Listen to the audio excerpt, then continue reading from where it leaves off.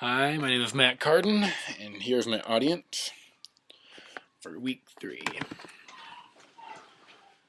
Have you ever looked at your bank account and wondered, man, is there any way this money could just simply multiply by itself? Unfortunately, that's not going to happen. There are no magic genies. This is a part of the reason that I chose to study finance here at Spring Arbor University. I wanted to learn how to make more money with the money I already had. In taking classes, I have learned how to evaluate stocks and learn how to invest in the stock market. So today I'm going to teach you 3 easy steps on how to evaluate a stock and see if it could make you some money potentially. The first thing you must look at when evaluating a stock is current and historical performance. Now, to illustrate this, I have some handouts. Here's my visual aid. It is the current stock report for Walt Disney Corporation. There you go.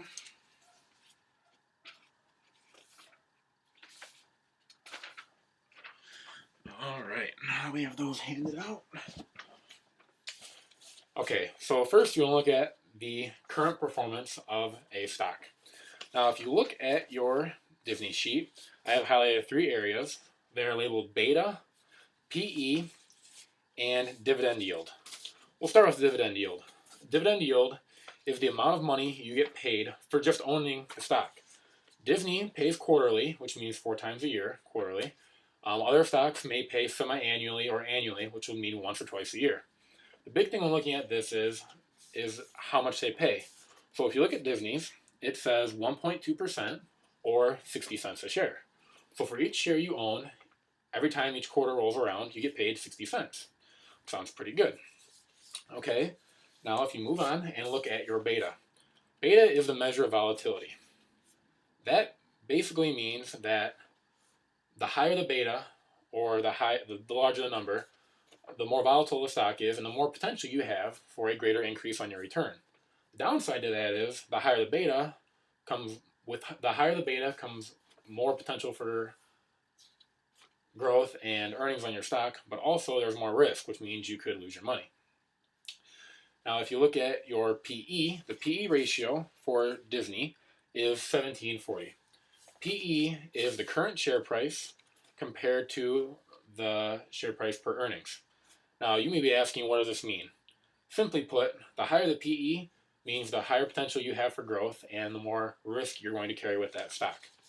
So you want to look for a balance of a mid to high PE or mid to high beta, depending on what you're looking to do with your stock. If you want to get a nice long-term gain, or if you're looking for some quick money.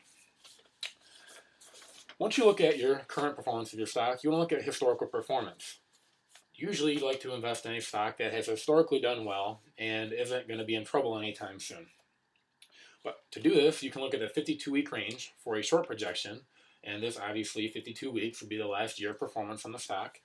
And to look at a stock, you also look at the long term, which would be up to like 5-7 years if the stock has been around that long.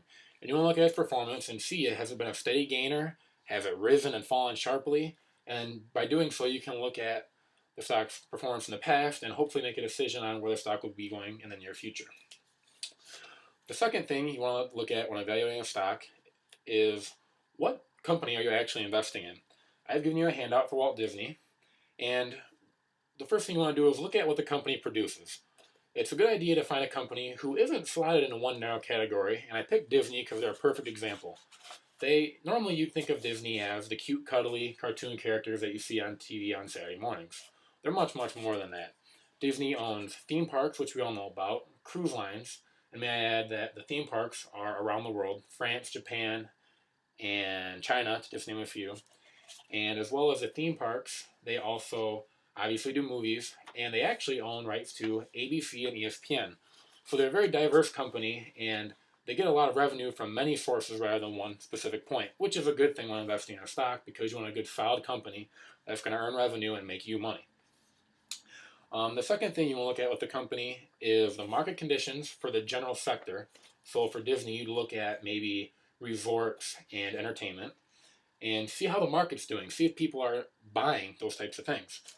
And then you also want to look at their last quarter's earnings. That's something important because by looking at the last quarter, you can see where the company is currently at and how well they've been doing very short term. Another thing to look at is the company's cash on hand and how much revenue they actually bring in. So if you look at Disney right there, it says that last year they brought in almost $43 billion, which is a lot of money. And if you look at their debt, it says that they have between 12 and 15 billion in debt.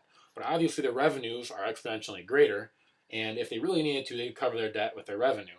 So that's something you want to look at. You don't want to get a company who's not bringing in very much money but has an insane amount of debt, because odds are they're not going to be around for very long.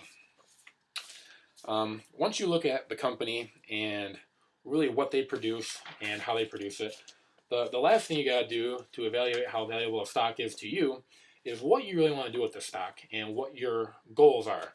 You have two choices when looking at this, and you can either look for a short-term return, which would mean you want some quick money, maybe a couple years of investment, or if you want a long-term return, like if you were saving for retirement. So when you look at that, you would want to use your beta and your PE ratio to determine how volatile a stock is. And like I said, the more volatile it is, the more potential you have to get some real earnings where price per share may jump exponentially. Or maybe you want to get something that's lower beta or lower PE or in the middle, and so you can get something that you'll add to your portfolio and hang on to for a long time, which will make you a nice steady amount of money over the long term. In conclusion, I hope that you have taken some valuable tips on how to look at stocks and how to evaluate their worth to you. Remember, look at the stock's current and historical performance. Look into the company's mission statement and what they're about, because you want to invest in a good, solid company. And finally, you got to really sit down and think of what you want to get out of the stock, whether you want a short-term return or a long-term return.